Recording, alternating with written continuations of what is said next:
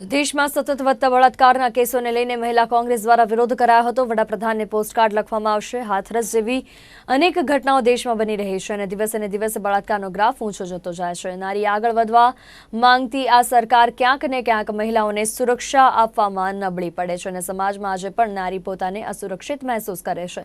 આજે કચ્છ મહિલા કોંગ્રેસ દ્વારા કોંગ્રેસ ભવન પાસે પોસ્ટરો દર્શાવી વિરોધ વ્યક્ત કરાયો હતો। છેલ્લા ઘણા સમયથી મહિલા પર અત્યાચારના બનાવો બની રહ્યા છે, જે ચિંતાજનક બાબત કહી શકાય તેમ છે। તો કચ્છમાં પણ દુષ્કર્મના બનાવો બનતા રહે છે, ત્યારે આવા બનાવો ન બને તે માટે આ વિરોધ પ્રદર્શન યોજવામાં આવે છે। કચ્છમાં જે બનાવ બન્યો છે એની સાથે મહિલા કોંગ્રેસ એ આદરણીય યુપીના સીએમ યોગીજી અને મોદીજીને એક પત્ર લખવાનો નિર્ધાર કર્યો છે કે આપે આપેલું વચન એ ઘણા વર્ષો થઈ ગયા છે, પછી અત્યારે બહેનોને સુરક્ષાની જરૂર છે, એમને સલામતીની જરૂર છે, ત્યારે હવે સમય આવી ગયો છે કે અમે પોસ્ટકાર્ડ લખીએ અને તમે અમારી મદદે આવો।